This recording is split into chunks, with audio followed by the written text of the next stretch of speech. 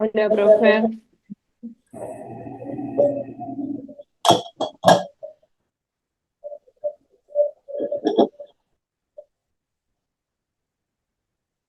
Hoy no rindieron, no tuvieron otra clase. Hoy están con las pilas.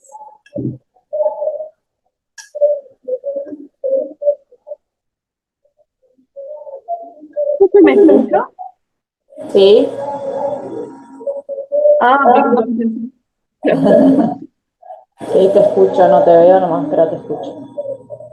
No, estoy bien. Ah, no, mañana. ¿Qué onda los demás? ¿Están? ¿No están?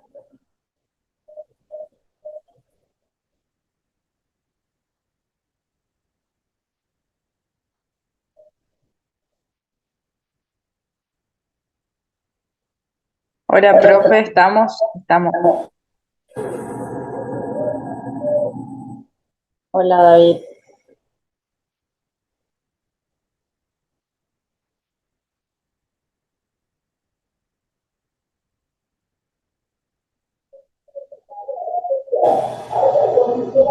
¿Qué rindieron la otra vez? Me dijeron que tuvieron clase de tributario. Tuvieron clase.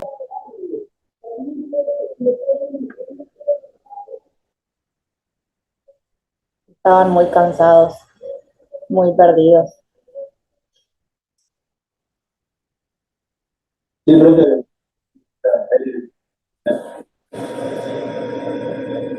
Bien, bien. ¿Y qué tal para hoy? ¿Leyeron algo de lo que quedó de la bolilla 12?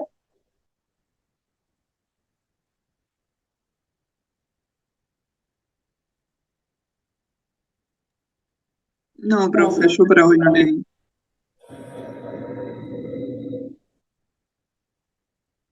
Vamos a hacer lo más práctico posible entonces. Pero si tienen su material por ahí, para ir siguiendo por lo menos, estaría bueno. Entonces no estamos tan perdidos. Y si tienen el código a mano para ir leyendo, lo, lo hacemos más dinámico. Hoy vamos a terminar la bolilla 12, vamos a dar reconvención, rebeldía y la mitad de la bolilla de teoría de la prueba vamos a dar hoy. Así ya vamos avanzando.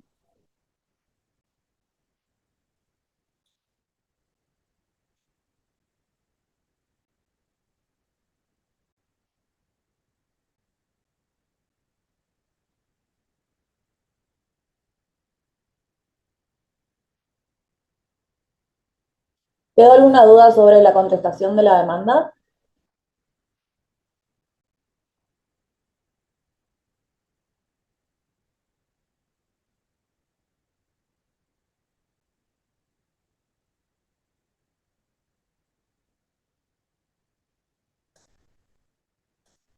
¿Está todo claro con contestación de demanda?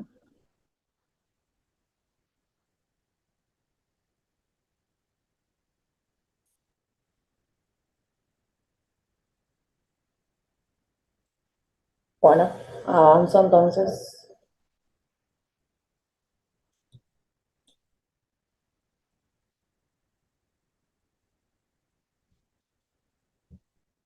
Bueno, como habíamos comentado en las clases anteriores, cuando hablamos de reconvención hablamos de la llamada contrademanda, que era cuando el demandado, en vez de contestar la demanda, lo que hace es cambiar la pretensión en su contra y volverla en contra del actor. Es decir, que en un mismo proceso, el demandado, en vez de contestar la demanda, lo que va a hacer es demandar al actor. Por eso nos habla de que es insertar en el mismo proceso una nueva e independiente pretensión. Como dice ahí, en vez de el demandado, el actor al demandado, el demandado contra el actor. Y la reconvención lo que tiene es que se va a resolver en la misma sentencia. Es decir, se va a llevar en el mismo proceso ambas. Y se va a resolver en una misma sentencia. Y lo que tienen que tener en cuenta, acá cuando vemos los efectos, es que en este caso las partes cambian los roles. El demandado pasa a ser actor y el actor pasa a ser demandado. Como les mencioné recién, el juez debe resolver la sentencia de las pretensiones de la demanda y la reconvención en una sola sentencia, digamos, en un solo proceso. Va a resolver por cuestiones separadas a la reconvención y a la demanda, pero en el mismo proceso. Y otra cosa que tienen que tener en cuenta es que las costas, ¿qué eran las costas? ¿Se acuerdan de qué son las costas?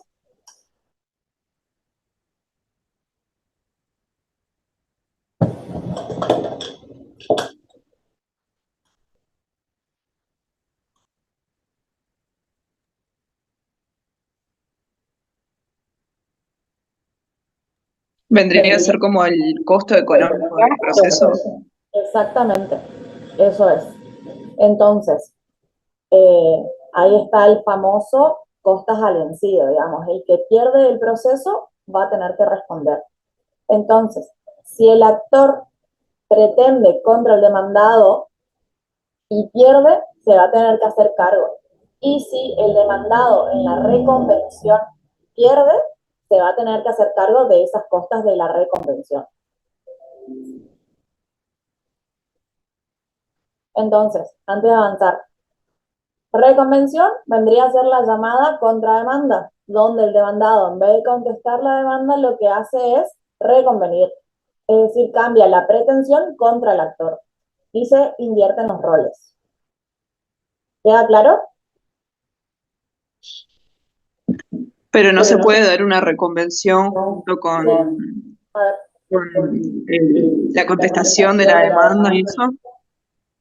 y lo que pasa es que ahí vos vas a estar aceptando y vos justamente reconvenís porque decís que no es como está lo que te está, la pretensión que está llevando adelante el actor contra vos, no es así, sino que se dio de otra manera. Daba el ejemplo la clase pasada de que en un accidente, por ejemplo, cuando uno eh, cruza un semáforo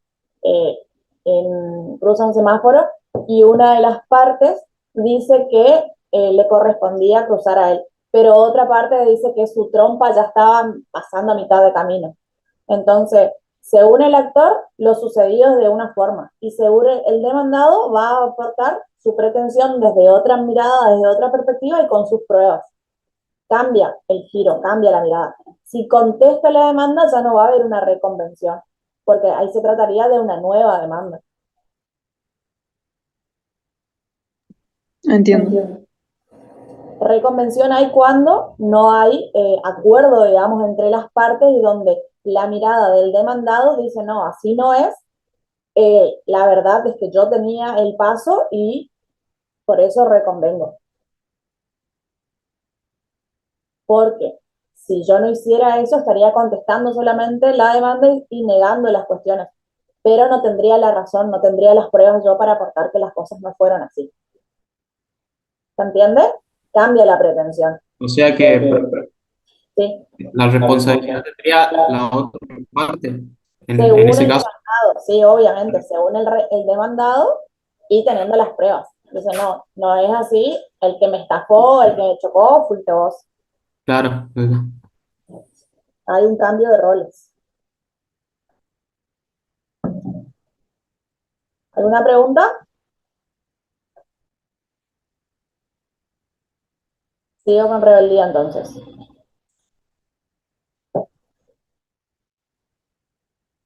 Rebeldía. ¿Cuánto tiempo teníamos para contestar la demanda?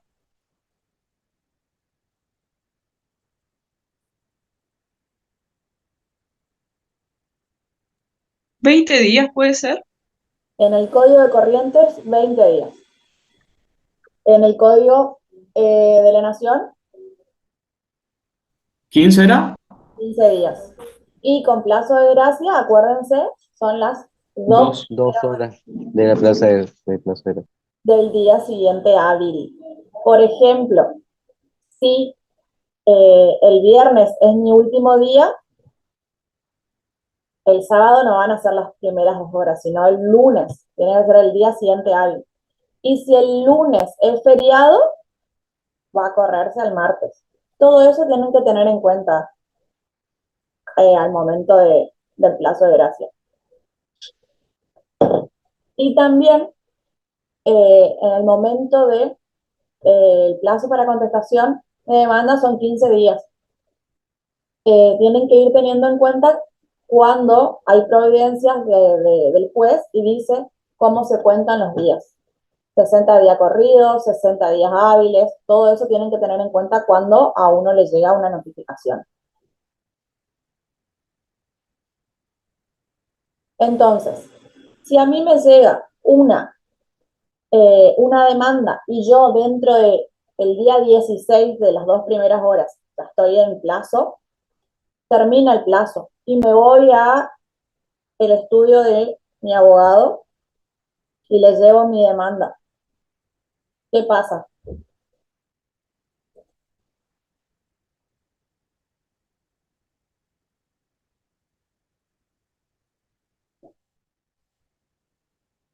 ¿Puedo contestar la demanda o no?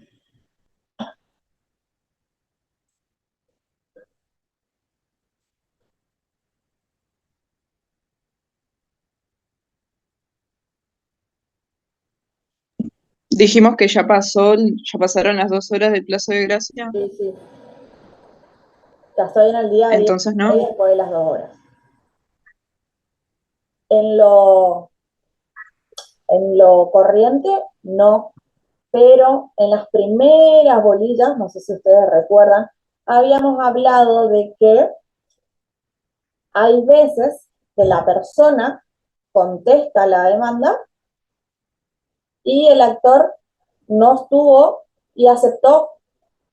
Yo llega mi demanda fuera del plazo, yo contesto por las dudas, contesto, presento las pruebas, me presento todo. Me admite el juzgado y la parte actora no me intima a que presenté fuera del plazo. Y en vez de intimarme, solicita que se lleve adelante la audiencia. De esa manera, no importan los medios, sino que se dio resultado al proceso.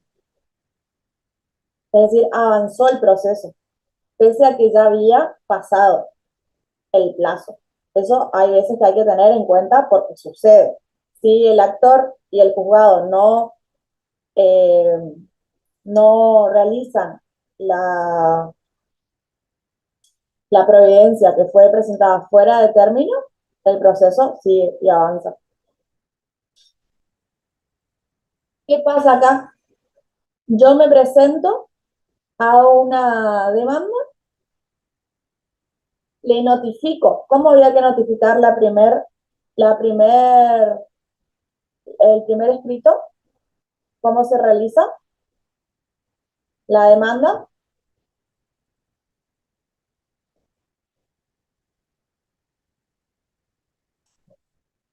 ¿Cómo tiene que ser la demanda? ¿Cómo le notifico a la otra parte?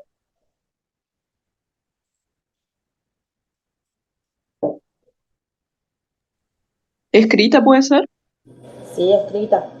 ¿Y de qué manera ese escrito le llega? De manera digital, Por cédula, profe, la primera vez por cédula. Por Las otras cédula. veces sí ya.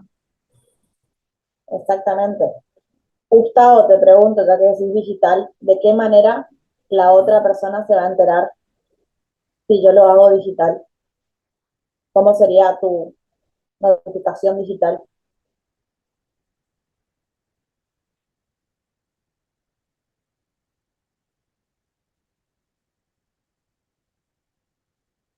Gustavo, sí, sí, escuché la pregunta, Y por pero la se plataforma. me por estoy la confundiendo. plataforma Yuri, por el forum. Claro, ¿Y cómo la otra persona se va a enterar que tiene una notificación si desconoce totalmente que está siendo demandado? O sea, yo, por ejemplo, te puedo demandar a vos y vos vas a entrar al forum por las dudas, porque voy a entrar al forum por las dudas, puedo ser demandado. claro, pero ahí sería su representante o su apoderado. Y vos andás con representante o apoderado, digamos, de por sí, por las dudas, ¿no? o Ujú. cuando vos asistís al abogado a un estudio, a alguien que te represente. Estamos hablando del primer escrito de la demanda. Yo soy Sí, actora sí, y estoy por demandarle a alguien para que la otra persona se entere. Yo no le puedo notificar por el Yuris, porque esa persona Profe, no está eh, noticiada claro. de que va a ser Tendría que demandada. ser en su domicilio real, algo así, dijo usted, profe. Exactamente. La primera, esto es de pensar, ¿no? Claro. Justo La ahí, por eso primera vez, relacioné. sí. La primera vez nos van a notificar a nuestro domicilio real. Acuérdense de todas las bolillas que vimos anteriormente. Si no conocíamos el domicilio, que podíamos hacer diligencias preliminares, que podíamos solicitar informes para ver dónde vive esa persona, y quién vive en esa casa, en ese domicilio, qué bienes tiene, todo eso para llevar adelante y redactar una buena demanda. Entonces, la primera vez que yo voy a demandar a alguien y lo debo notificar a su domicilio real, porque es imposible que una persona, por las dudas, diga, che, eh, voy a entrar al Iurix. Una persona común y corriente que no sabe que va a ser demandada no tiene acceso al Iurix. Una persona que se presenta al estudio jurídico de alguien es porque va a solicitar un servicio porque tiene una cuestión, tiene un problema, hay algo que resolver. Posiblemente, o por ejemplo, en el ámbito penal existe una medida que se llama eh, ay, no me sale la palabra. Bueno, ante una supuesta denuncia o posible denuncia en su contra, el cliente solicita que se presente un escrito en el juzgado donde se pone a disposición y ya solicita la escarcelación antes de tiempo, digamos, antes que se lo lleve. Ya se me va a venir el nombre. Entonces, ante una presunta denuncia ya se adelanta, pero eso es en el ámbito penal. Acá, en el ámbito civil, nosotros, en esta cuestión, por ejemplo, estamos hablando de un accidente de tránsito, nosotros tenemos que esperar que, si nosotros fuimos los que nos mandamos la macana, esperar que a nosotros nos notifiquen. O en todo caso, si queremos hacer un acuerdo extra judicial, llamar a la persona y hacer un convenio por fuera de un proceso judicial. Pero si no, la persona tiene que esperar, porque no andas por la vida consultando abogados y porque no vas a saber ni a qué consultar, porque al abogado no le va a llegar la primera notificación. A quien le llega la primera notificación en soporte papel es al demandado en su domicilio real. Y una vez que el demandado tiene su papel que le llegó de la demanda, se acerca al estudio del abogado y le dice, doctor, me llegó esto, ¿qué hacemos? ¿Estamos en plazo, no estamos en plazo? ¿Contestamos, no contestamos? Y ahí el abogado, que ustedes recuerdan, los escritos que yo le adjunté de redacción de demanda, decía en el petitorio, solicito se me incorpore al sistema Iurix. Entonces, a través de esa solicitud, el abogado a partir de ese momento se constituye como parte y desde que se constituye como parte comienza a recibir las notificaciones en el Iurix. ¿Qué día eran las notificaciones en Corrientes?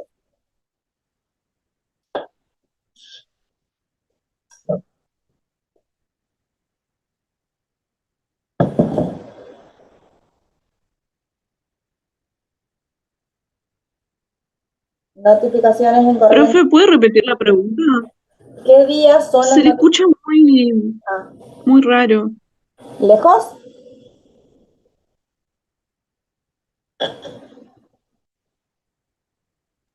Sí, como difuso. Ok, aguantame. No sé cómo explicarle.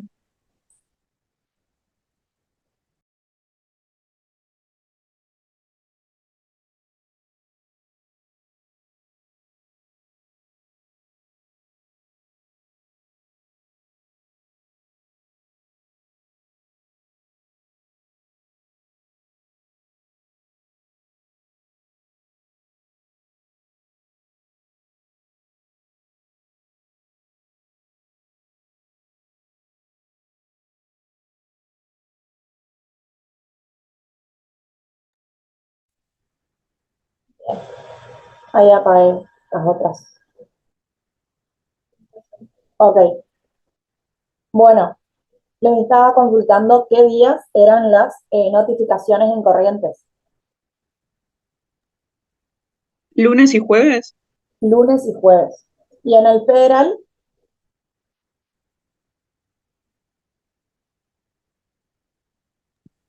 Martes y viernes. perfecto. Entonces, eso tienen que tener claro. Lunes y jueves en provincia y martes y viernes en el federal. Entonces, antes de pasar, me llega una notificación, la primera notificación de la cédula de la notificación de la demanda y yo no contesto. Pasan los 15 días, no, ni me importa, yo no voy a contestar esto. ¿Qué puede pasar en esa cuestión? Aparece el llamado Instituto de la Rebeldía. Es decir, que a la persona se le notificó fehacientemente, personalmente en el domicilio real del demandado y el demandado no comparece, ahí dice comparece, para derecho, es decir, no comparece, no contesta la demanda, entonces la otra parte, es decir, la actora, pasando tantos días de la prescripción del plazo, solicita se lo declare rebelde. Otra cuestión de rebeldía que se puede solicitar, la rebeldía, es que bien, el demandado se presenta, contesta demanda, le dicen que le van a demandar por 1 millón, bla, bla, bla, y todas las pruebas están en tu contra, dicen, no, ni en pedo, yo me voy a hacer cargo de todo esto. No contesta más. Le intiman y no contesta más. No, el proceso tienen que saber que por más que a uno se lo declare rebelde y uno no conteste, no es que el proceso queda parado. El proceso sigue avanzando, continúa pese a que el rebelde no comparezca. Eso tienen que tener en cuenta. Entonces, lo que va a suceder es que la parte actora va a solicitar la rebeldía en el caso de que no comparezca en el plazo establecido para contestar, o se le intime y no conteste, o en el caso de que se haya comparecido y no continúe en el proceso. Es decir, abandona el proceso porque no continuó contestando. ¿Cuáles son los requisitos para que se lleve adelante la rebeldía? Como les dije recién, que se haya hecho la notificación personal o por cédula de la primer providencia que ordena el traslado de la demanda.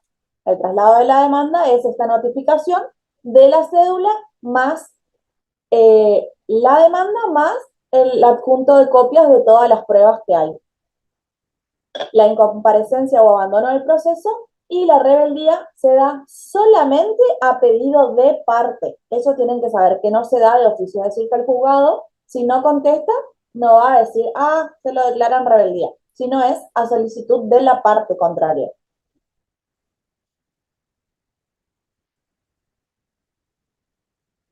¿Qué tenemos en la demanda? Dentro de los hechos.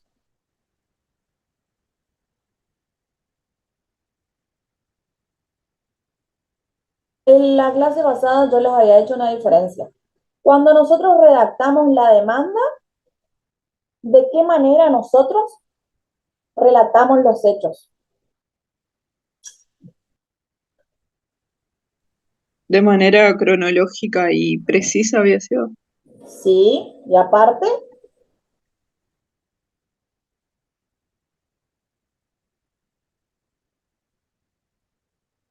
porque el demandado también lo va a realizar de manera cronológica y precisa. Pero ¿qué diferencia hay entre uno y otro? ¿Cómo redacta el actor y cómo contesta el demandado?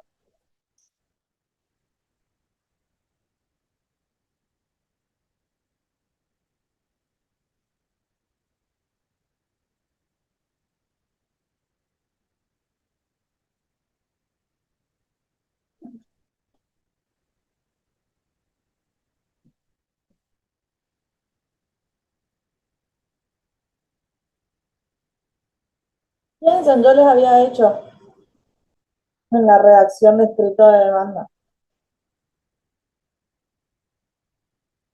yo quiero acusarle a la otra persona, ¿de qué manera voy a estar escribiendo? ¿Cómo voy a describir los hechos?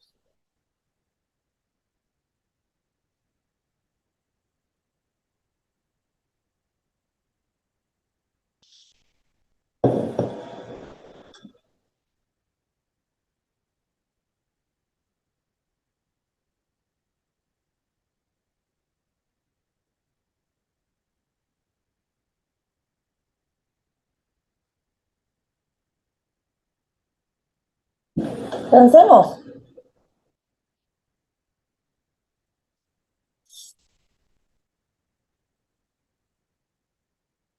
En un accidente de tránsito, ¿qué voy a decir?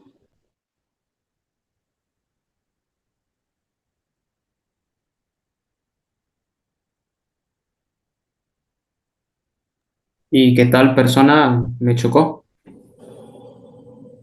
Sí, y de esa manera, ¿qué estoy haciendo?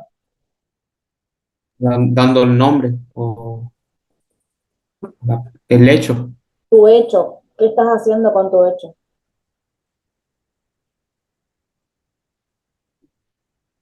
Ahí dice en el PowerPoint, dice.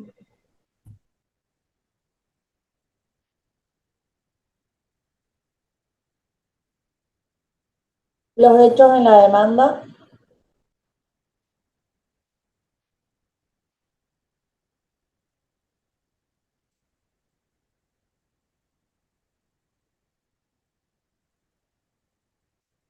acá dice, respecto a los hechos afirmados en la demanda.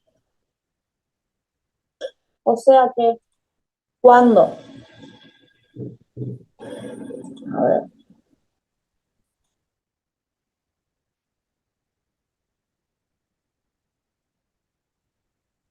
¿nadie tiene cámara prendida? No sé si están o no están. Sí, bueno, me contestan. Eh, Cuando hablamos de demanda, nuestros hechos van a ser afirmativos. Es decir, nosotros vamos a narrar los hechos de manera afirmativa, porque le vamos a estar diciendo que José me chocó, José o el señor Santa Juliana venía por la izquierda cuando yo tenía el pase a la derecha. El señor José no vio la señal de pase. El señor, yo como actor voy a estar relatando de manera cronológica y precisa, pero de manera afirmativa que el demandado, a quien yo estoy demandando, realizó tales hechos. Es decir, yo tengo que afirmar todo lo que voy diciendo.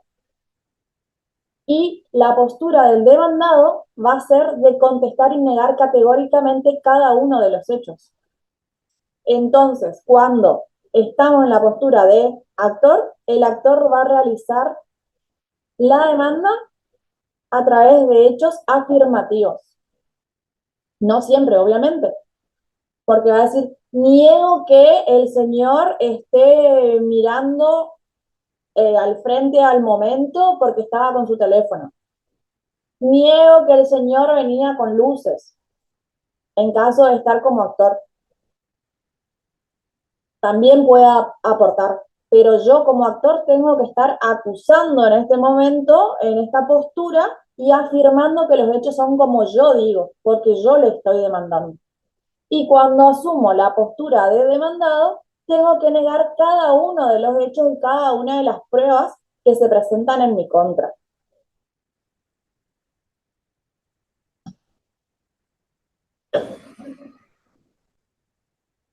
Entonces, ¿por qué volvemos a esto?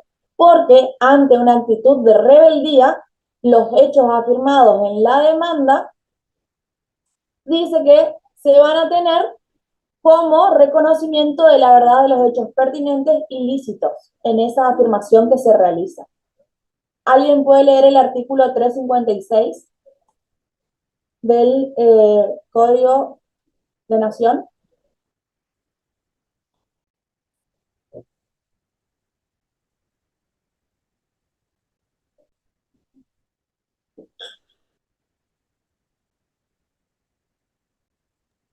Leo, profe. Dale. Contenido y requisito.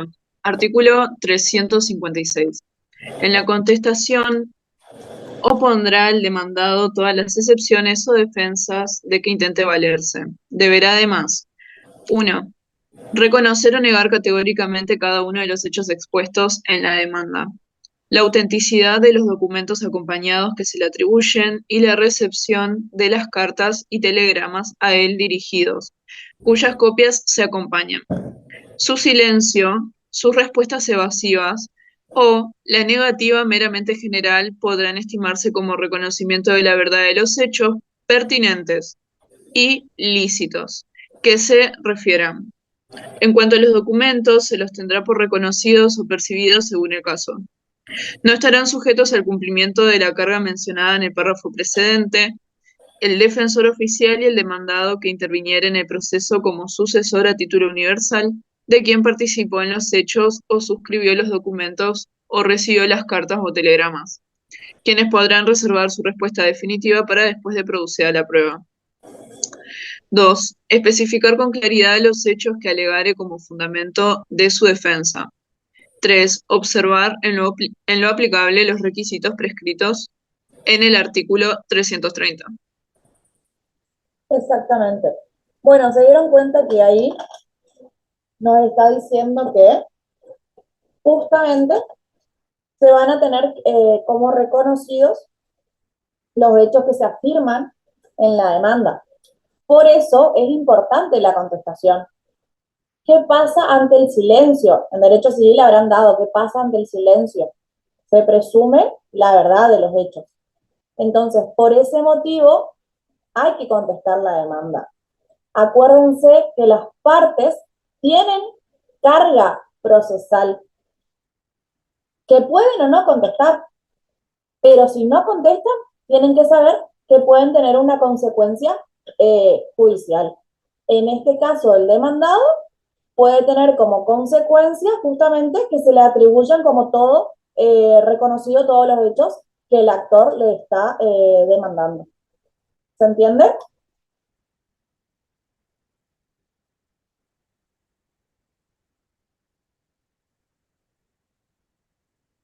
Acá otra vez vuelve a aparecer otro de los efectos, es que ante la rebeldía no se suspende ni interrumpe el desarrollo del proceso. Si el demandado pretende no contestar la demanda, no presentarse en tiempo, el proceso avanza. No contestó, no compareció, se llega al proceso, se solicita la prescripción del plazo, se fija sentencia y perdió. Y respecto de las medidas cautelares, dice que desde el momento que el litigante se haya declarado rebelde, se pueden decretar las medidas o las medidas precautorias. Por ejemplo, una medida de no innovar en caso de que no se presente el demandado, para que no se siga construyendo, para que no se siga avanzando y para que no sea una obra quede tal como está. Hasta que la otra persona se presente y puedan resolver la cuestión. En caso de que el demandado también se puede tener como rebelde al actor, ojo, porque en caso de que el demandado se presente, conteste y sea el actor quien, ¿qué tenía a cargo el actor? ¿Se acuerdan? El impulso del proceso. El impulso del proceso. Entonces, ante esta solicitud, ante esta medida, el actor está viendo, la pucha, este tiene muchas pruebas, puede llegar a ganar, no contesto más, que quede ahí como está la cuestión. Me favorece. Ante esa situación también se puede plantear una medida precautoria para el caso de que el rebelde fuera el actor. ¿Y qué pasa si pierde el actor? Va a tener que hacerse cargo de las costas. Entonces, también se puede solicitar la rebeldía contra el actor.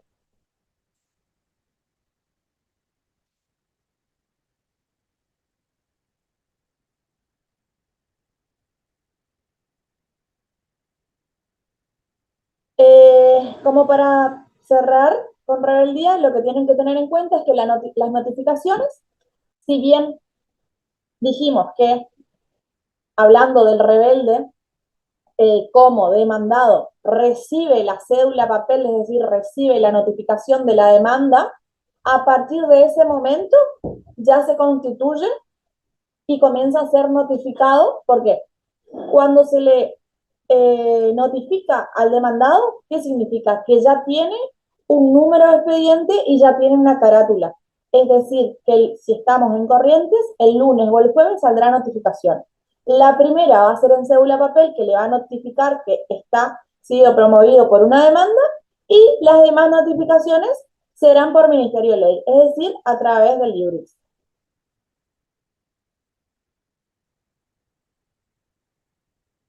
Y que las costas, en caso de que no se presente, serán a su cargo. ¿Cuándo va a cesar la rebeldía?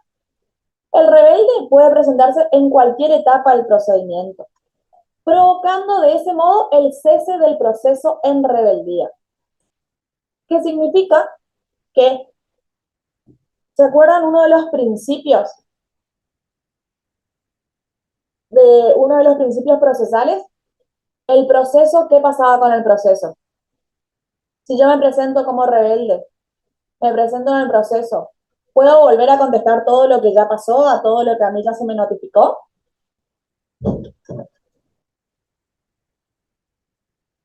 ¿O qué va a operar ahí?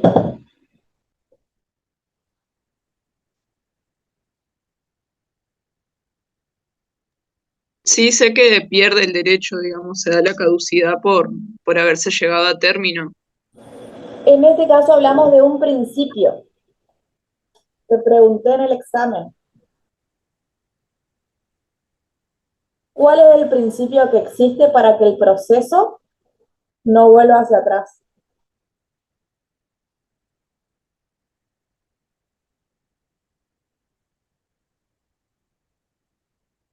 El proceso avanza y no retrocede porque existe un principio. ¿Y ese principio cómo se llama?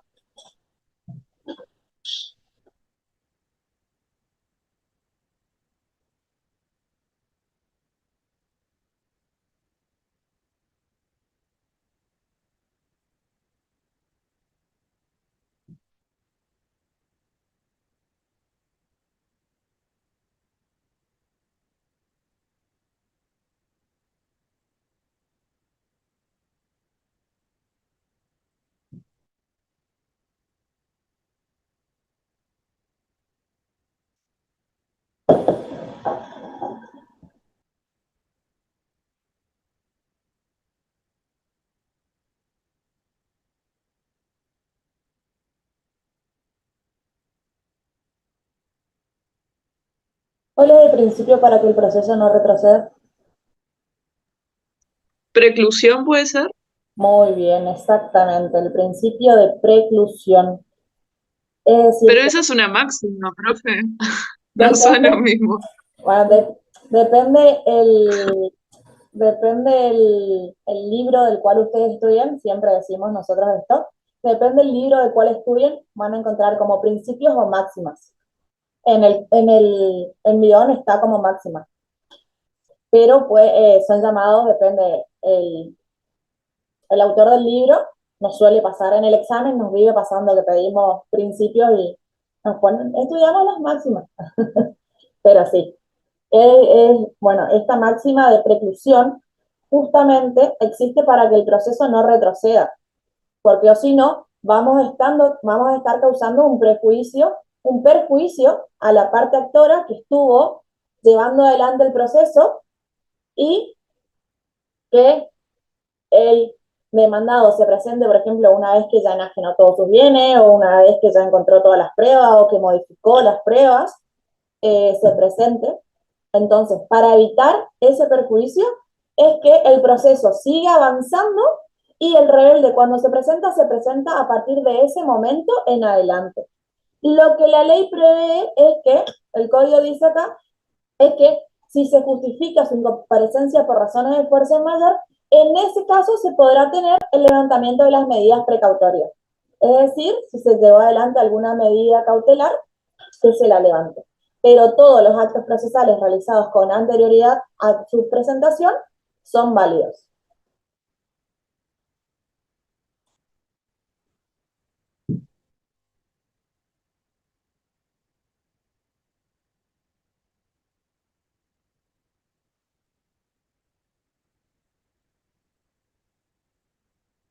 Bueno, y el último punto de la bolilla 12 nos habla de los hechos nuevos, que también estuvimos hablando un poco de los hechos nuevos en la clase pasada, y que nos establece que cuál es eh, el momento de llevar adelante cuando promovemos la demanda y redactamos los hechos, como dijeron hoy, tienen que ser los hechos de manera clara, precisa, detallando cada uno de los momentos y cada uno de ellos deben estar respaldados con sus respectivas pruebas. ¿Qué pasa si una vez que nosotros presentamos la demanda, nos damos cuenta que aparecen nuevos hechos que desconocíamos totalmente y que pueden llegar a dar un regiro en nuestra demanda y obviamente ser a nuestro favor? El artículo 365 nos dice que con posterioridad a la contestación de la demanda o a la reconvención, si ocurre o llega a conocimiento de una de las partes algún hecho que tenga relación con la cuestión, es decir, la pretensión, tenemos hasta 5 días de notificada la audiencia del 360. ¿Qué significa esto? Esto se da en hechos nuevos. Distinto es cuando tenemos modificación de la demanda. ¿Hasta cuándo podíamos modificar o ampliar la demanda?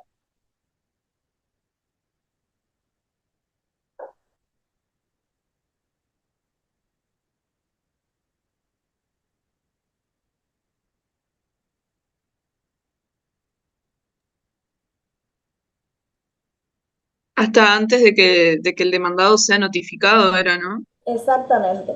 Entonces, si nosotros queremos modificar o ampliar la demanda, tenemos hasta antes de notificar al demandado, que sea notificado. Pero, ¿qué pasa si ya fue notificado y ya se llevó adelante la contestación de la demanda? Tenemos una oportunidad más que se llama hechos nuevos. Llegan hechos nuevos, tenemos las pruebas que acreditan esos hechos nuevos y que desconocíamos totalmente nosotros. Tenemos hasta antes de que se lleve adelante la audiencia del 360 para poder presentar esos hechos nuevos. ¿Cómo va a ser eso? Se va a realizar otra vez un escrito alegando el conocimiento de hechos nuevos que se desconocían totalmente ajenos a nuestra percepción y se van a presentar las pruebas correspondientes a estos hechos nuevos. Estos hechos nuevos se van a notificar por cédula, así como que fuera que promovemos demanda, se van a notificar por cédula a la otra parte para que la otra parte sea notificado, conozca y también pueda contestar a estos hechos nuevos y poder agregar las nuevas pruebas respecto a estos hechos nuevos.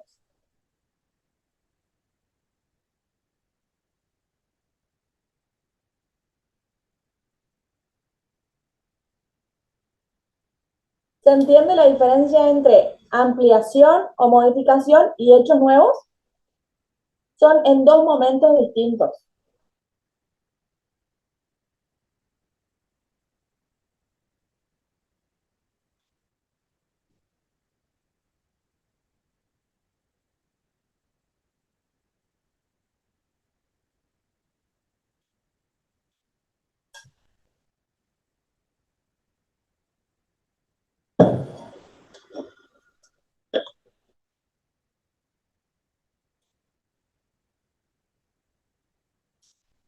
¿Están por ahí o no?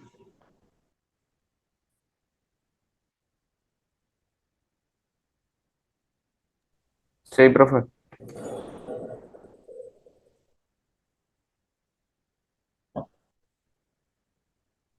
¿Alguna duda de estos temas que vimos recién?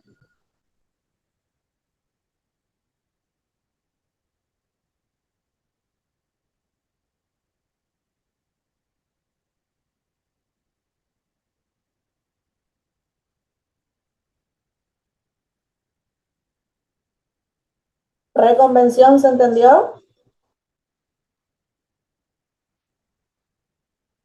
rebeldía,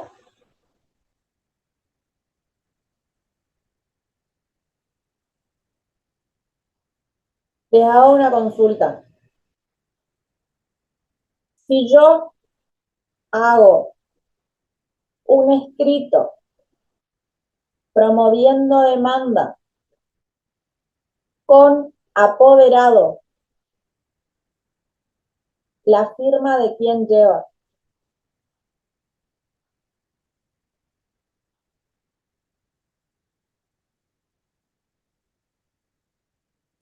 Sería del abogado, del magistrado, digamos, la persona que me va a representar. Perfecto, José. Y si yo actúo en mi contestación de demanda con patrocinio letrado,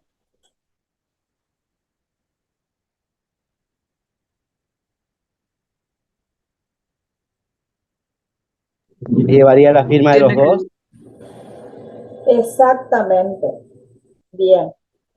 Si yo, como apoderado, en mi demanda, estoy actuando como apoderado, ¿en qué persona escribo los hechos, relato los hechos?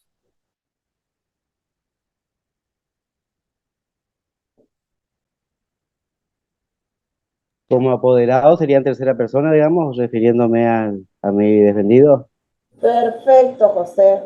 Y si lo hago con patrocinio letrado,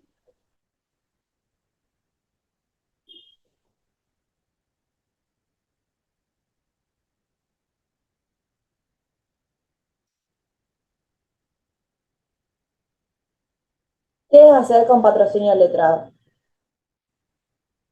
Si bien estoy con un abogado, yo vengo por derecho propio a contestar la demanda. ¿En qué persona escribo? Ahí en primera persona, digamos. Perfecto, José. Perfecto. Esto le preguntamos el martes a los chicos que estábamos dando la clase y no pudieron contestarlo. Así que escriban, porque puede ser pregunta de examen, y además le va a servir a lo largo de toda su vida profesional. Porque muchas veces ocurre que estamos actuando con patrocinio letrado y escribimos en primera persona y nos olvidamos de la firma del cliente. Entonces, cuando escribimos con patrocinio letrado, lo hacemos en primera persona, porque si bien es el abogado quien escribe y redacta la demanda, es el cliente quien está narrando en primera persona los hechos. Si lo hacemos con poder, es el abogado en tercera persona contando lo que le sucedió a mi cliente, a mi representado, a mi mandante o a mi poderdante. Sí, Yasmin. Profe, y en el caso de que un abogado con patrocinio letrado escriba en tercera persona, el juez lo que hace es establecerle un plazo para que subsane esa demanda o Sí, sí, directamente sí. es improponible. No, no, no. Mm. Te intiman al plazo de creo que es, no me acuerdo, sí, 2 días creo. 2 días o a veces te intiman 48 horas por dar como no presentada, como no contestada. Sí, sí, te intiman. Obviamente, como les dije, siempre a nivel redituable en cuanto a lo económico, es mejor actuar con poder porque a ustedes le dan honorarios como procurador y como abogado. Entonces, mucho mejor actuar como, al momento de fijar honorarios, se fijan eh, con un nivel más alto en honorarios, a diferencia de cuando lo hacen con patrocinio letrado. Y además es mucho más cómodo actuar con poder porque tienen la libertad de llevar adelante todos los actos procesales sin estar consultando al cliente cada vez que tienen que realizar una actividad.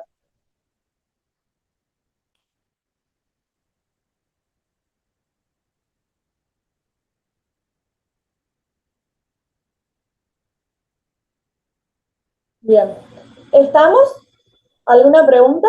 ¿Algo que quieran hacer? Tamara, ¿alguna pregunta? No, profe, perfecto, creo. Bueno, ¿quieren que cortemos un ratito o quieren que continuemos con la siguiente olilla? como quieran. ¿Quieren ir al baño, quieren hacer un mate o algo y continuamos en 10 minutos? ¿Les parece? ¿Y 5 volvemos? 6, 5 volvemos. Dale. 6, Dale, 5 profe, volvemos. gracias.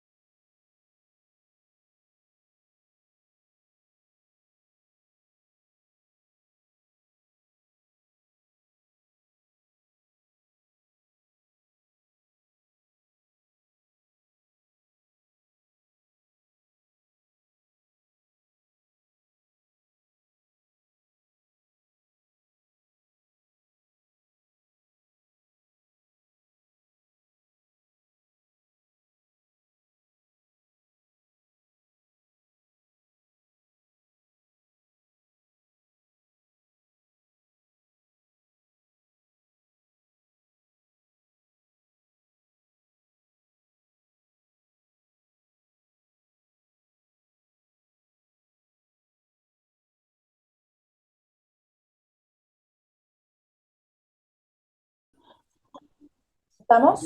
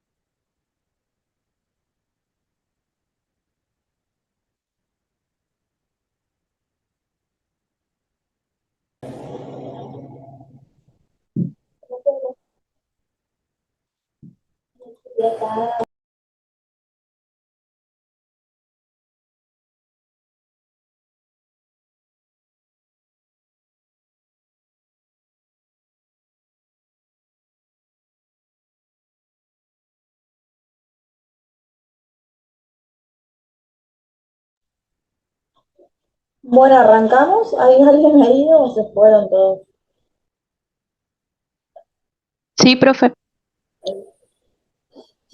Bueno, ok. Bueno, ahora vamos a dar la bolilla 3. Esa bolilla no les pasé, ¿no? ¿La de prueba? Ok. Ahora, No, profe. ahora les paso, ahora les paso. Mm,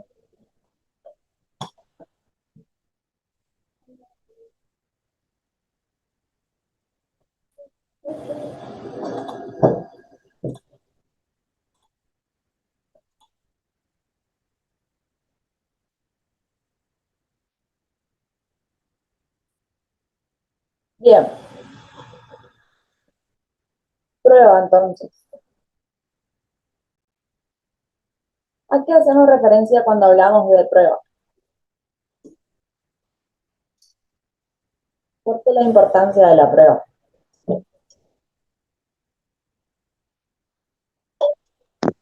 Acredita los hechos. ¿Qué hechos?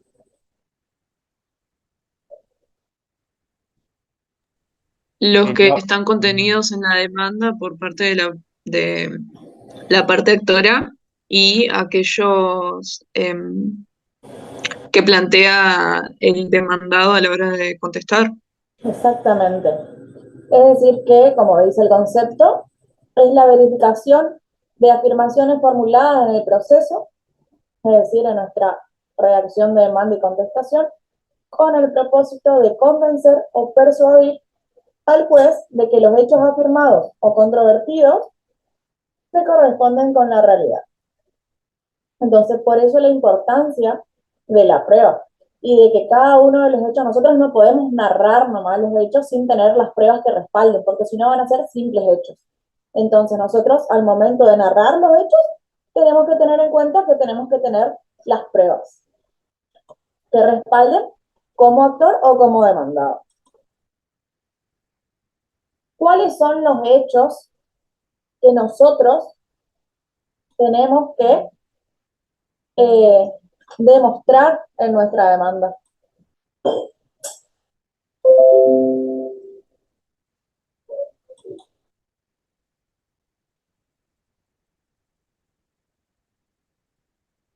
Bien, antes de llegar a eso, para tener en cuenta la importancia de la prueba, es que constituye un requisito constitucional el derecho al acceso a la producción de prueba. Todos los medios van a ser aceptados siempre y cuando estén establecidos dentro de la regla o que sean considerados por el juez. Por ejemplo, ahora hay mucha prueba digital, prueba de, no sé, capturas de imágenes de WhatsApp, por ejemplo, que eso no estaba contemplado antes en la ley. Obviamente que va a tener en cuenta los avances que hay, la realidad que se vive, entonces, ante ciertos casos se tienen en cuenta otros medios probatorios que van a ser considerados por el juez. Uno de ellos es la prueba de las conversaciones o los chats de WhatsApp. Son medios hoy actualmente que se consideran.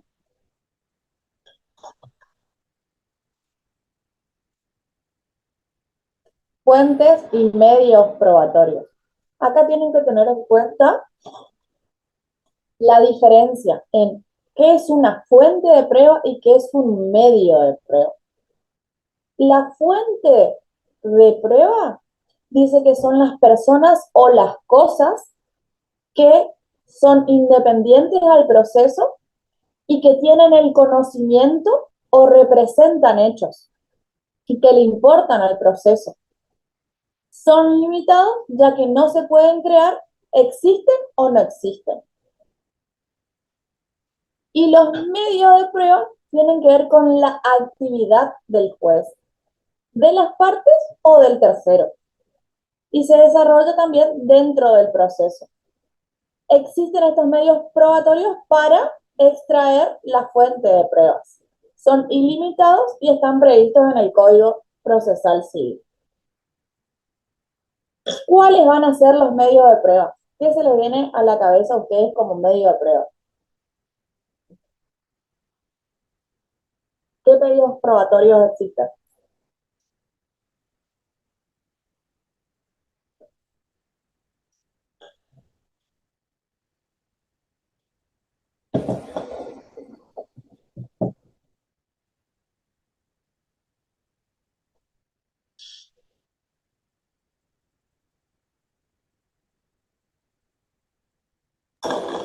Bueno, por lo general nosotros hablamos de medio de prueba, por ejemplo, de la prueba testimonial, pero según la definición que dio de fuente, pareciera ser que corresponde más a fuente que a medio de prueba, según lo que puedo entender.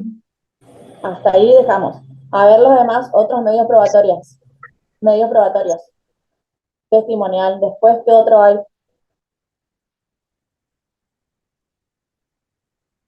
Documental, José, documental. José, ¿algún medio probatorio?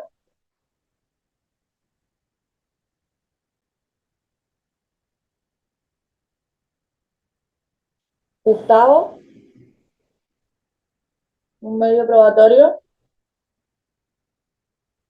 Confesional puede ser. Confesional aparece, pero ahora se llama, así como el reconocimiento judicial cambió de nombre, la confesional es la llamada declaración de partes, pero sí, está bien. Tamara, ¿otro medio probatorio?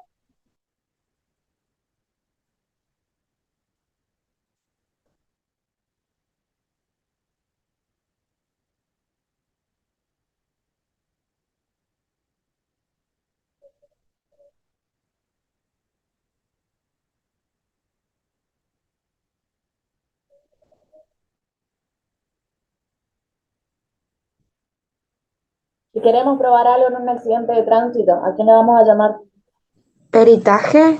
Exactamente, pericial. Bien. A20, no sé quién sos. No me aparece tu nombre.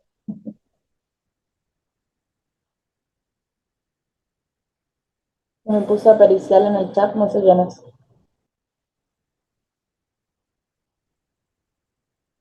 De audiencia, no. Acá en Ok. el artículo 360 creo que está. Del, Eso no es un medio probatorio, eso es ah, una audiencia. claro, porque estaba Ahí leyendo y. se van a admitir los medios probatorios. Ya vamos a Ah, llegar a eso. ¿Qué otros medios probatorios tenemos? Agarren el programa y fíjense, después de esta bolilla vienen todos los medios probatorios que tenemos.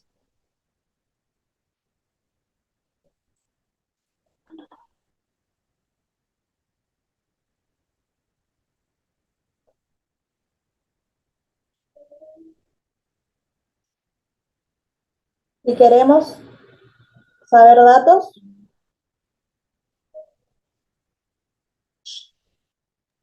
De informes, prueba de claro, de informe. informe. Si queremos conocer el lugar donde se llevaron los hechos, Conocimiento, ¿no? reconocimiento judicial. Bien, esos son los medios probatorios. Y la información que recibimos va a ser la fuente. Entonces, de una prueba testimonial, la fuente va a ser el testigo y el testimonio el medio.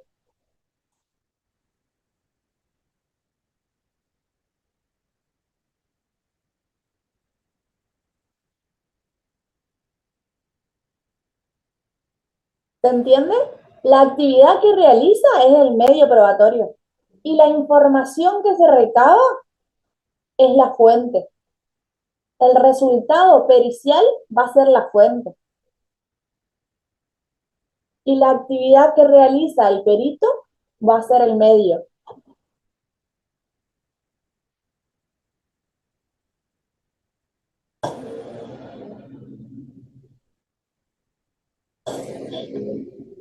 El artículo 378 nos habla de la libertad judicial en la recepción de los medios de prueba. Un poco de lo que les mencioné recién, que la prueba puede producirse por los medios previstos expresamente por la ley y por lo que el juez disponga, a pedido de parte o de oficio, siempre que no afecten la moral, la libertad personal de los litigantes o terceros y que no estén expresamente prohibidos para el caso. Los medios de prueba no previstos se diligenciarán aplicando por analogía las disposiciones de los que sean semejantes o a su defecto en la forma que establezca el juez. Es decir, que lo que no esté contemplado en la ley va a ser establecido por el juez, si es admitido o no. ¿En qué momento nosotros ofrecemos la prueba? ¿En qué momento del proceso?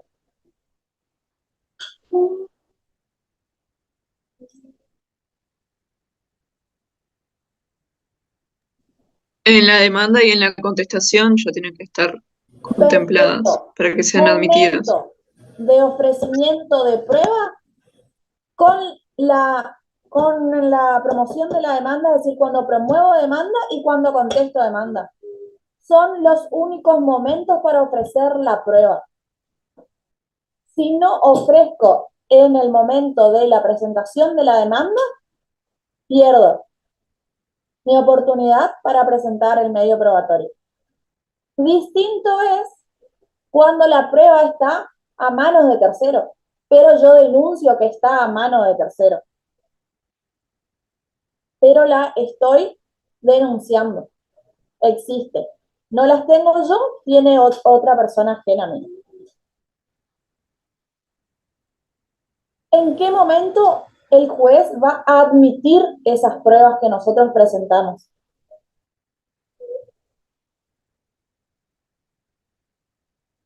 Hoy dijo Gustavo.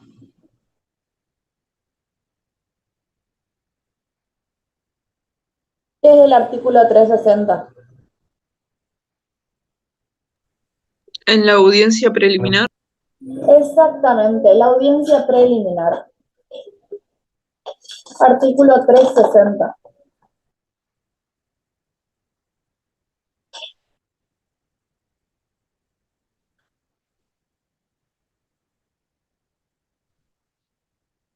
Fíjense, vamos a leer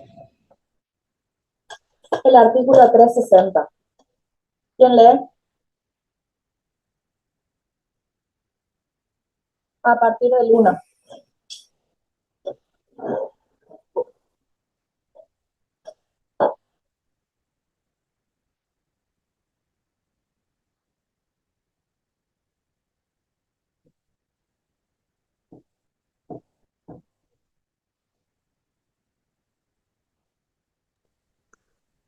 artículo 360, audiencia preliminar.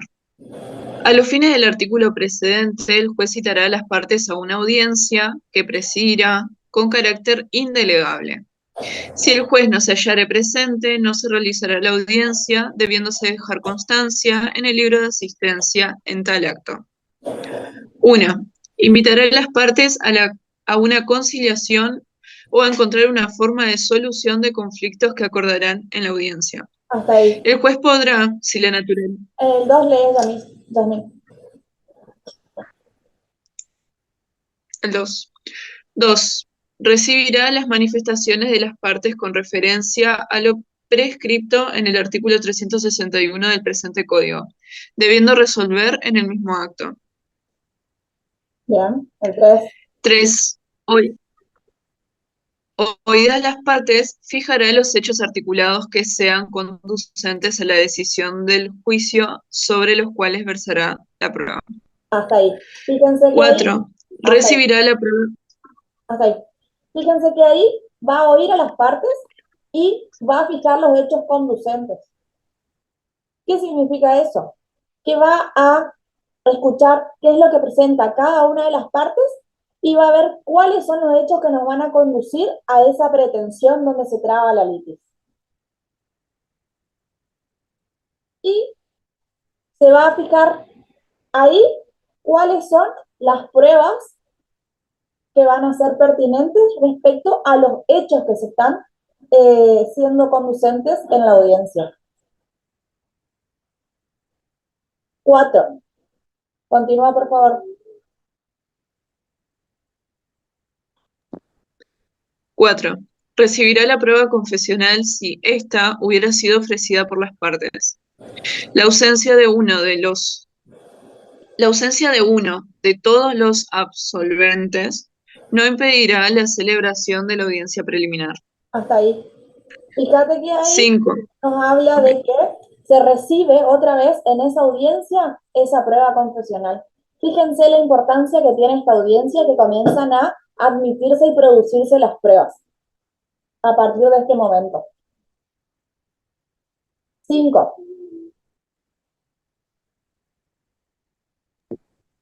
5. Proveerá en dicha audiencia las pruebas que considera admisibles y concentrará en una sola audiencia la prueba testimonial. la que se celebrará con presencia del juez en las condiciones establecidas en este capítulo. Esta obligación únicamente podrá delegarse en el secretario o, en su caso, en el prosecretario letrado. Bien, fíjense lo importante de esta audiencia, que comienzan a admitirse las pruebas, porque acá si nosotros ofrecemos pruebas que son superfluas, son sin importancia para los hechos que nosotros queremos alegar, el juez no nos da lugar a las pruebas por ser impertinentes, porque no corresponden, porque son superfluas, porque no da lugar, porque no va a dar provecho y va a ser un exceso. Entonces no da lugar. Es la oportunidad para admitir las pruebas y para rechazar alguna de ellas en el caso pertinente.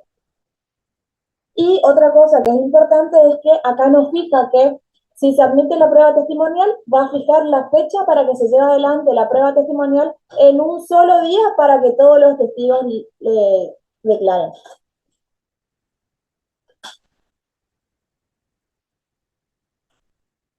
Bien, súper, gracias.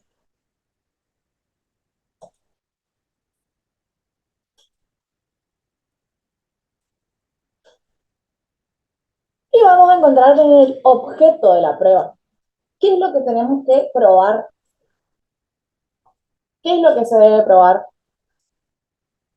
Hoy hablábamos que los hechos del actor, ¿cómo deben ser?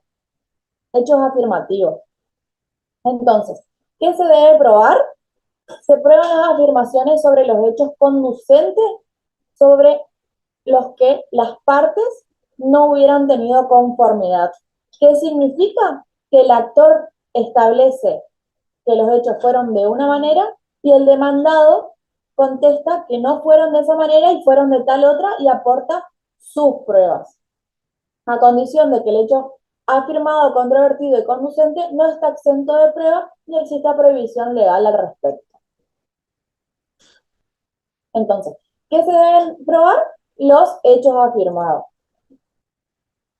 Según el artículo 364, no podrán producirse pruebas sino sobre hechos que hayan sido articulados por las partes en sus escritos respectivos.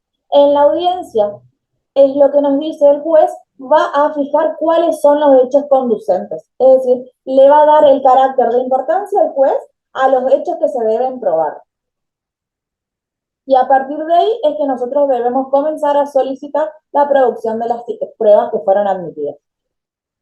¿Qué vamos a comprobar? Los hechos controvertidos. Es decir, el contradicho, lo que dice el actor y lo que dice el demandado. Es aquel que es negado o desconocido por la otra parte.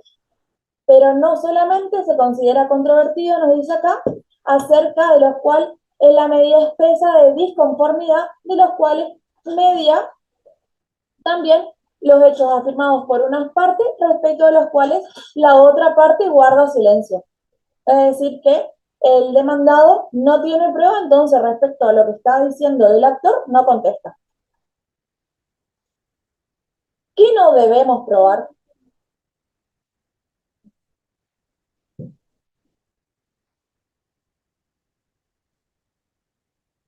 Lo que nosotros no debemos probar es el derecho. Así como a los justiciables les corresponde ofrecer el hecho, como siempre decimos, iura novit curia, las partes aportan los hechos y el juez conoce el derecho. Bueno, es aquí donde se aparece este proverbio, donde nosotros no debemos probar el derecho. ¿Qué no se debe probar tampoco? Los hechos confesados o admitidos. ¿Por qué? Porque a las partes no le afectan, porque ya está admitiendo el actor o el demandado que acepta. Entonces no hay controversia, no se debe probar. ¿Qué otra cosa no se debe probar? Los hechos presumidos por la ley.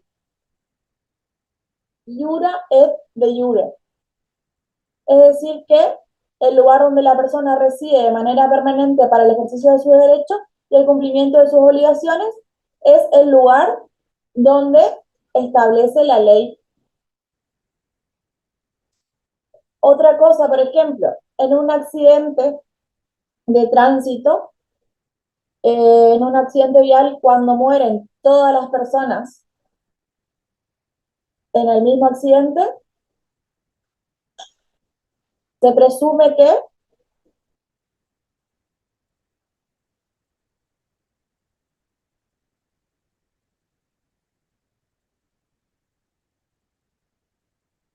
civil 1,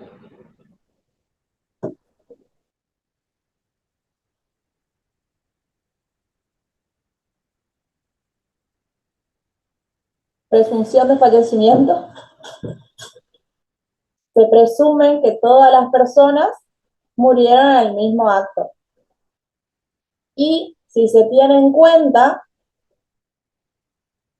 por ejemplo, es para alguna herencia o algo de esa magnitud que se debe probar quién falleció primero, se tiene en cuenta la edad de la víctima, como para determinar quién falleció primero. Pero si no, la ley presume que todos fallecieron en el mismo momento. Ante una catástrofe se presume que todos fallecieron en el mismo momento. Eso es un hecho presumido por ley y no se debe probar.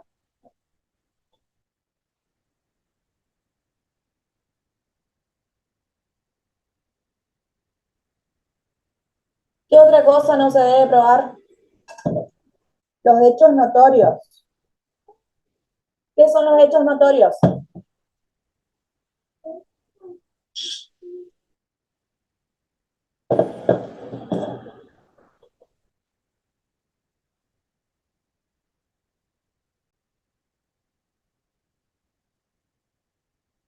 Aquellos que resultan obvios.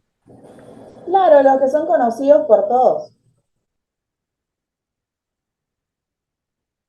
Esos son los hechos que no se deben probar. Porque es de público conocimiento, porque son conocidos. Entonces, forman parte, como dice ahí, del círculo social donde viven los litigantes o ocurrió el hecho motivo del pleito. Es decir, que son perceptibles por todos los sentidos y los conocemos. ¿Qué otros hechos no se deben probar?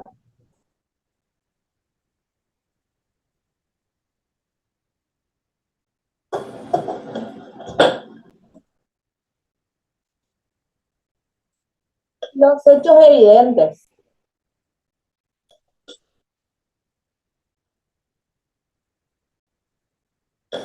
¿Por qué creen que los hechos evidentes no se deben probar?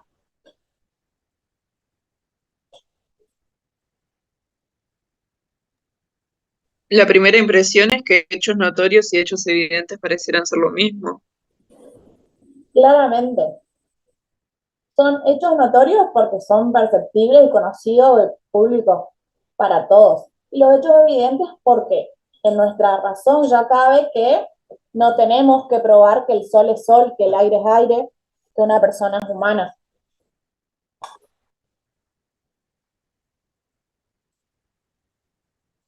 Por eso por ahí parece tonto esto que estamos diciendo, pero que nosotros queremos probar que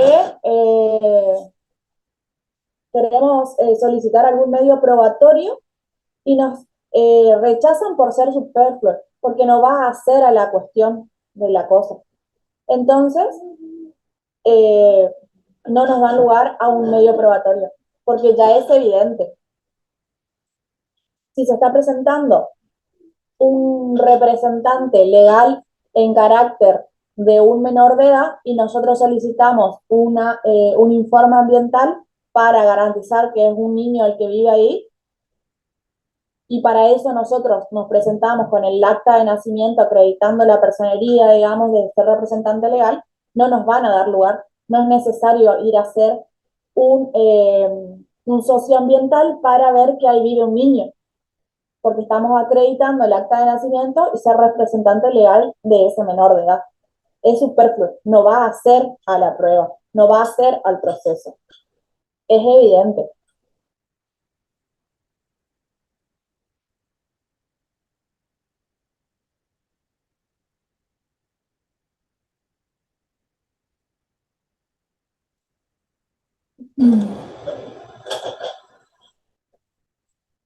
Otras cosas que no se debe probar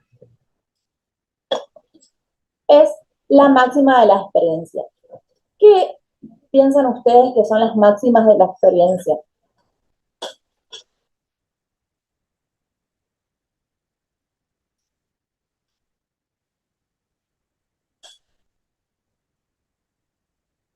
Más o menos creo que alguien ya había hablado un poco de la sana crítica, ¿se acuerdan? Viene más o menos por ahí. Y tiene que ver con la experiencia propia, digamos, que el juez va elaborando en base a la observación y que tiene que ver con la construcción de una presunción para la valoración de las pruebas y también con la eficacia de cada una de las pruebas.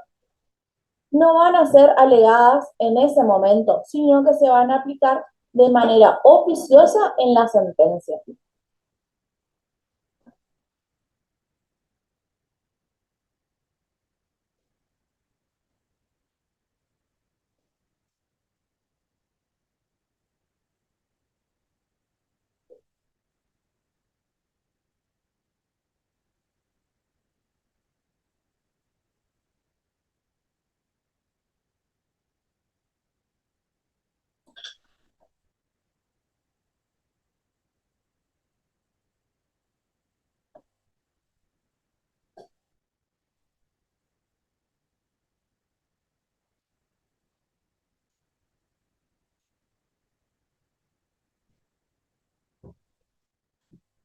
¿Se entiende entonces la importancia de los hechos que se deben probar y la importancia de los hechos que no deben ser probados? ¿Y por qué hacen a la prueba? Porque nosotros podemos llenar de solicitud de pruebas, pero no significa que el juez nos dé lugar a cada uno de los medios probatorios. Tenemos que ser muy inteligentes al momento de solicitar y ver la importancia y ver cuando nosotros vamos a hacer el acápite de pruebas en nuestra demanda o en nuestra contestación, nosotros debemos fundamentar cuál es la importancia de ese medio probatorio y por qué lo estamos. Si bien lo vamos a hacer de manera sintética, debemos detallar para qué estamos solicitando esa prueba, para acreditar que, para que así el juez nos dé lugar a nuestro pedido de prueba.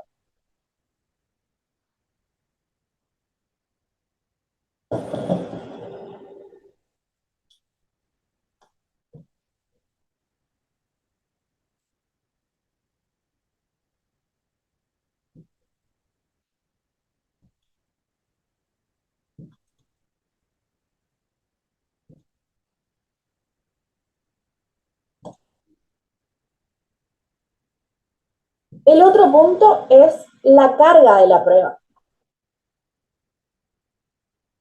Nosotros acá vamos a tener un poco de teoría, pero no la vamos a desarrollar a todos. Pero es importante ir conociendo la carga de la prueba. ¿A quién, según ustedes, a quién le corresponde probar? ¿Al actor o al demandado? Al actor, sería. Al demandado.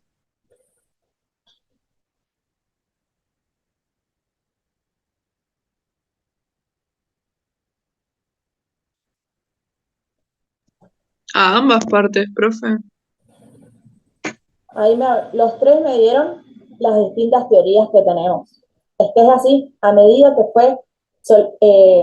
fue avanzando el tiempo, es que esto fue modificándose. Acá nos habla de que el problema de la carga de la prueba tiene en cuenta cuando al juez le faltan pruebas. El juez no sabe o le es insuficiente la prueba, entonces sigue dudando y no le es conveniente. Y acuérdense que dentro de una de las facultades del juez es que puede solicitar que las partes se presenten tantas veces se requiera a contestar para poder llegar a culminar todas sus dudas. En cambio, si las pruebas se producen con convicción, no iba a operar la carga de la prueba, como nos habla acá, ya que si el juez estaba convencido no necesitaba probar nada. Es por eso que existen 4 sistemas y uno de ellos era justamente el del aforismo romano, donde hablaba sobre la carga de la prueba. El aforismo romano es breve y doctrinal y se propone que como regla era una ciencia o un arte. Y la carga de la prueba, como dice José, estaba a cargo, para los romanos, a cargo del actor. Es decir, que al actor le correspondía probar. Y si el actor no probaba, el demandado iba a ser absuelto.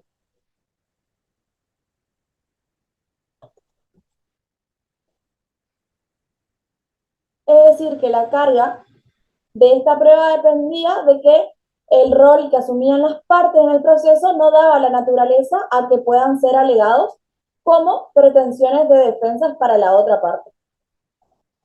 En este caso de los aforismos romanos, a quien pretendía probar era al actor. Me aguardan un ratito, ya vuelvo.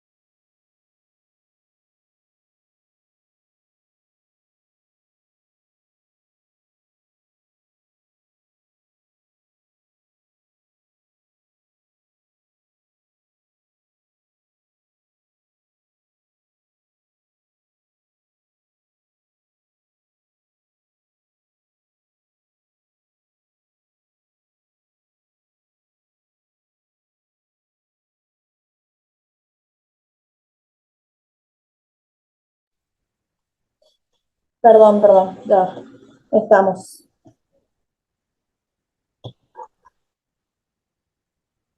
Bueno, ¿en cuál nos quedamos?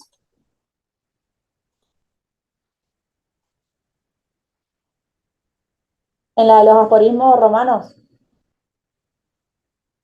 donde les estaba diciendo entonces que la carga de la prueba, según los romanos, estaba a cargo del actor. El actor debía probar que el demandado era culpable y si no, quedaba absuelto. La segunda carga de la prueba que tenemos se revierte con Chiovenda, donde nos establecía que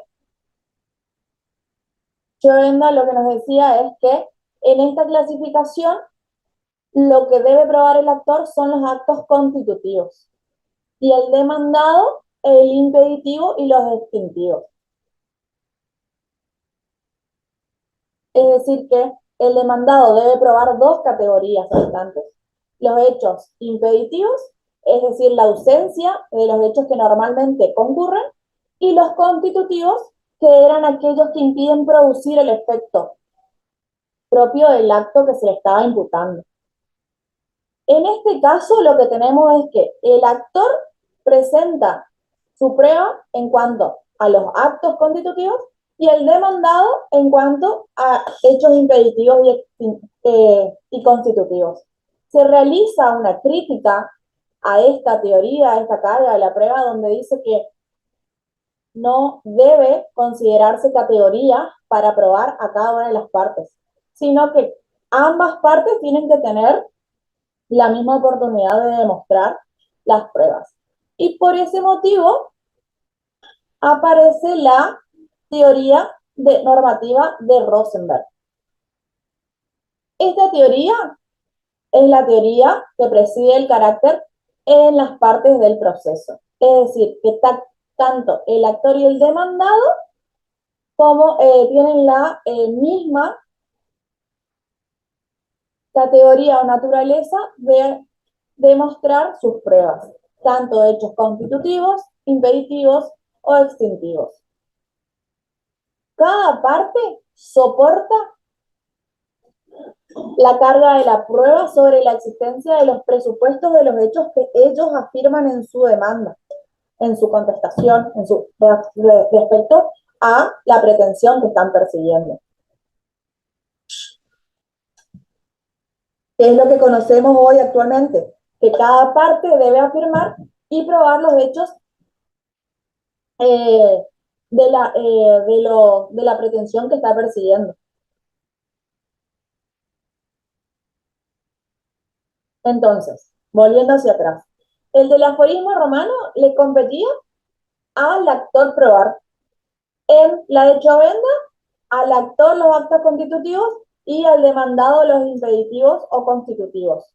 Y con la teoría de Rosenberg dice, no es que deben darse categorías a cada una de las partes, sino que ambas partes deben soportar la carga de las pruebas.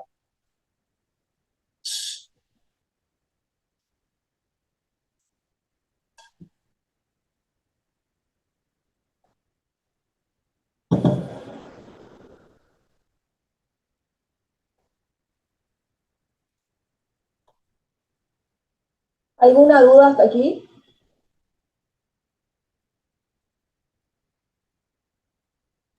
Yo no entendí cómo se llamaba la segunda teoría.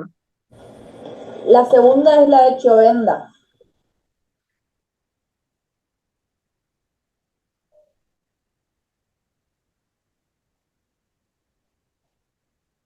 Gracias.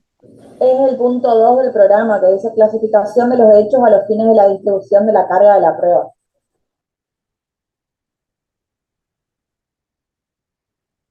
Porque ahí comenzamos con la distribución de la carga, tanto para el actor como para el demandado, en categorías. Y en la de Rosenberg, a ambos la carga de la prueba.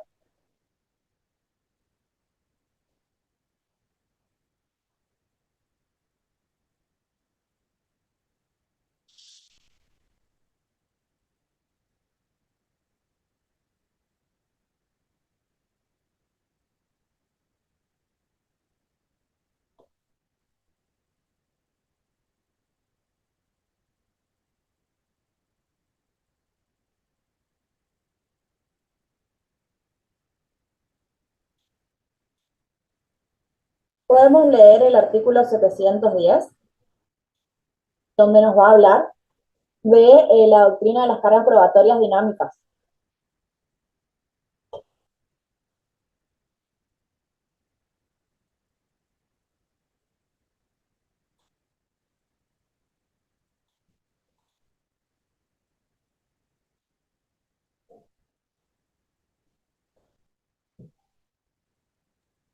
¿Qué número dijo? Perdón. 710.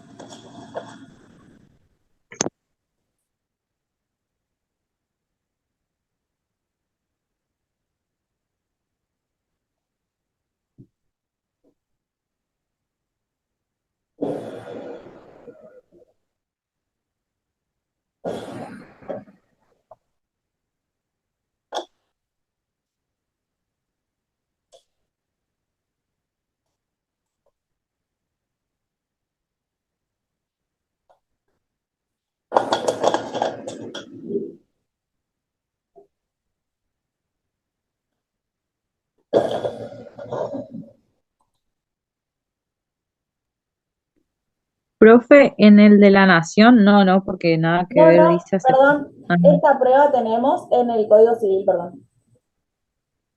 El 710 el del Código Civil. A ver, acá tengo a mano. Ahí les leo. Dice, el artículo 710 prevé el principio relativo a la prueba. Los procesos de familia se rigen por los principios de libertad, amplitud y flexibilidad de la prueba. La carga de la prueba recae finalmente en quien está en mejor condiciones de probar.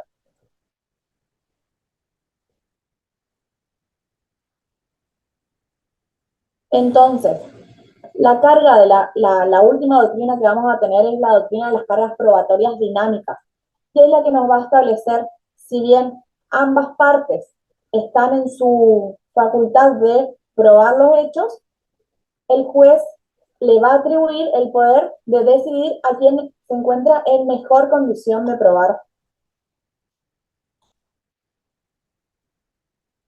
Es decir, teniendo en cuenta quién es la persona más idónea o que se encuentre en mejor situación para probar en el caso concreto.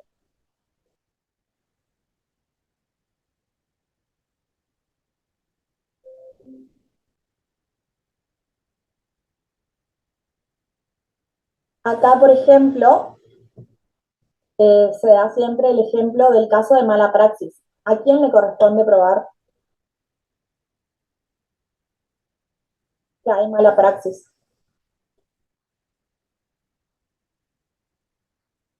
Yo como damnificada tengo los medios para probar que hay mala praxis,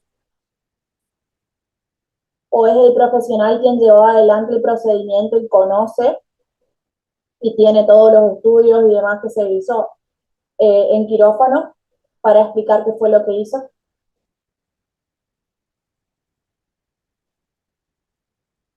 Yo voy a tener mis consecuencias de que, obviamente, tuve algún tipo de riesgo, me pasó algo.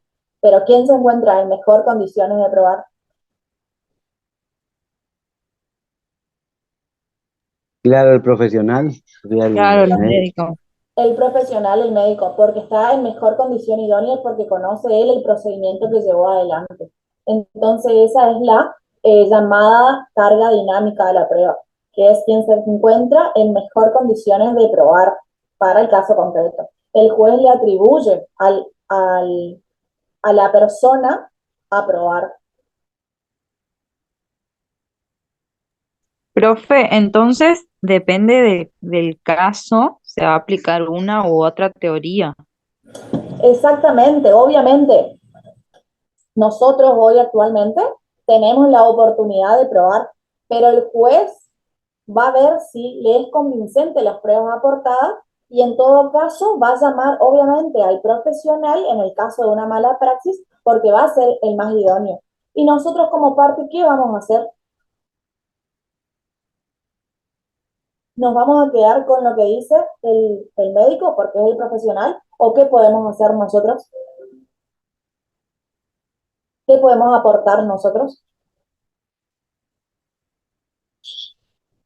No dimos todavía, pero pueden opinar.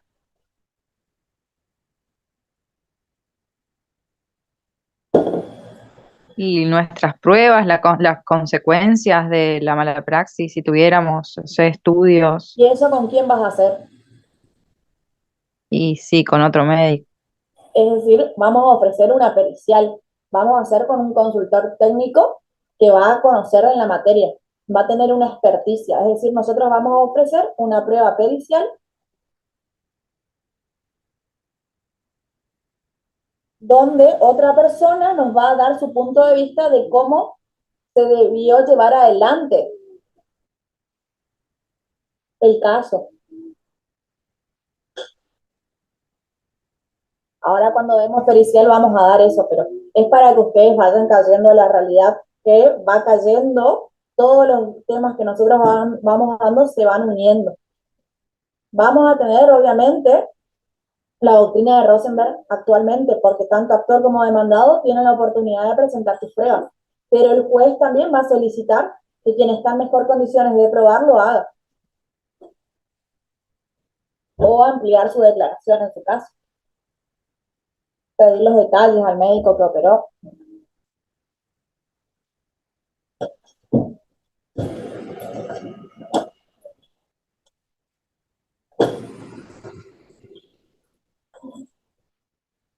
¿Alguna pregunta?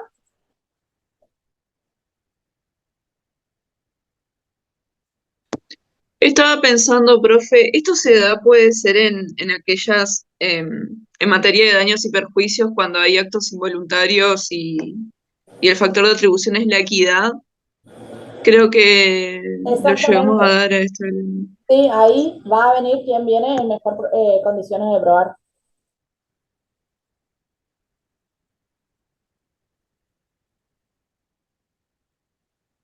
Bueno, he hablado mucho el día de hoy, así que nos va a quedar valoración de la prueba para la próxima y vamos a dar prueba documental. Creo que la próxima es presencial, ¿no? Sí, profe. Bueno, y les voy a pasar entonces el material para que vayan leído y vayamos preparando algún práctico o algo así para hacerlo ese día entonces. Les pasé la redacción de escrito de demanda y contestación, ¿no? No, profe. ¿No? Ok, les voy a subir entonces. Les voy a subir y bueno, vamos a hacer un práctico de eso el día que tenemos presencial. Bueno, nos estamos viendo en la próxima clase entonces. Bueno, profe, gracias. Que tengan buen fin de...